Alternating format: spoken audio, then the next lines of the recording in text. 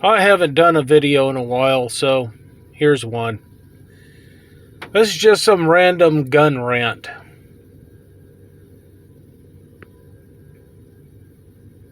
I don't know where to start. Guy I respect a lot sent me a link to a video about a Beretta ARX 100. It was an okay video.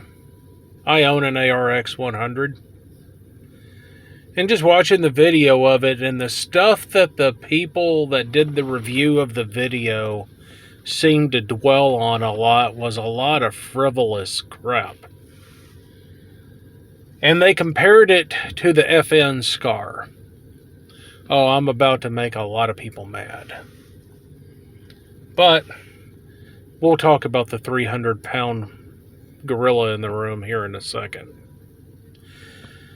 You know, you've got these guys that are into buying the latest Gucci gear, but what are they really doing with this Gucci stuff that they buy other than making YouTube videos and doing some bench rest shooting at the range?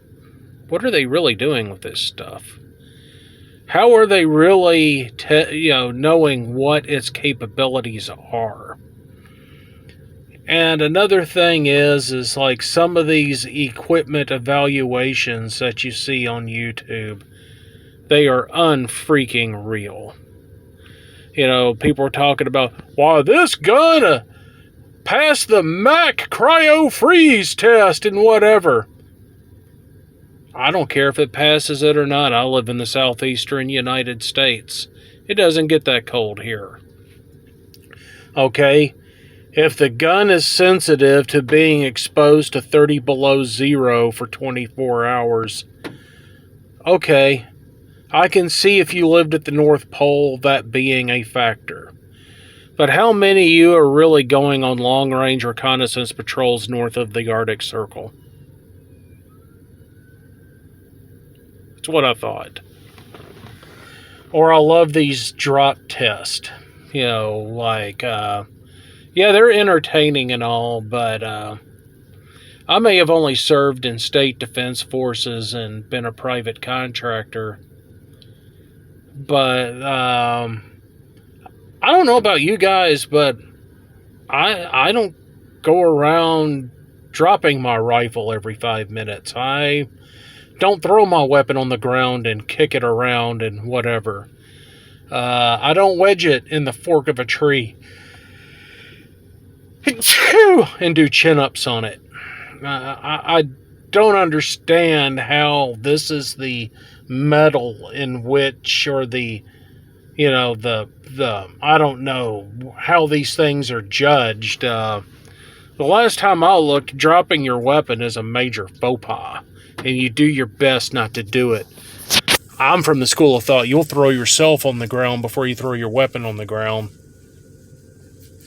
But however, there are people out there that, like, that magazine's a piece of crap because the guy threw it out of a tree onto a piece of angle iron and the locking lug broke on that magazine. Okay, well, if I'm ever on a mission to where my job is to throw my weapon out of the tree 2 or 3 times per shift, I won't invest in those magazines, I promise. Well, getting back to this video, they seem to dwell on the ARX 100, and how ambidextrous it is, and to the individual shooter, how that's really a useless function, which, guy's absolutely right. Absolutely right. To a government who is stocking thousands of these weapons to arm an army with, that would be useful there, because this way you don't need left-handed shooter conversions or left-handed, you know what I'm saying. You don't need a left-hand specific weapon or adapter kit, because this weapon can, lack of a better term, swing either way.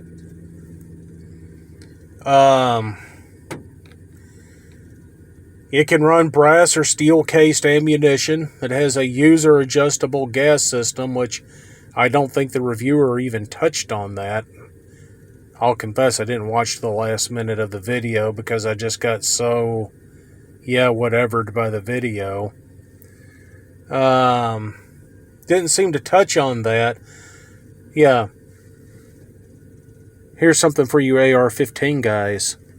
The Beretta ARX-100 does not need heavy buffers, doesn't need different buffer springs, doesn't need different extractor springs or whatever to be reliable. That's right. Right out of the box, it works just fine. Gee, imagine that. And not stabbing at AR-15s, I just think they're like Barbie dolls for men. I own 2 of them. But really, guys, if your weapon does not function out of the box, you've got a shit weapon. That's all there is to it. Sure, you can put different, upgraded parts on it and whatever, and it performed just fine. I don't doubt that.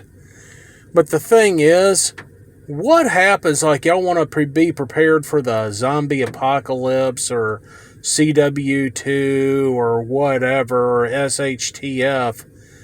What happens the day when you have to fix this thing, which guns are machines and they do break, and the only thing you've managed to find is the stock factory part? Can you unengineer everything you've done to this weapon? Think about that.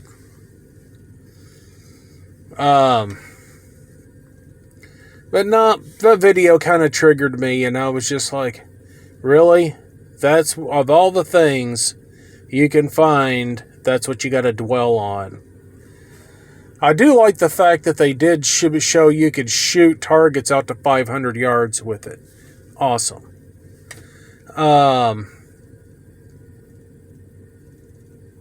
There was something else. Oh yeah, I was talking about that 300-pound gorilla in the room that no one wants to talk about. Yeah, you got these guys that spent these thousands and thousands of dollars on the Scar. And Scar versus Beretta ARX 100. I bought the ARX when it first came out, and yes, I got hosed to the tune of about $14.50. But here's what I like about the Beretta over the Scar. And go ahead, get ready to rage and get triggered. The Beretta, provided the ammunition does its job, goes boom every time. Y'all have a good night.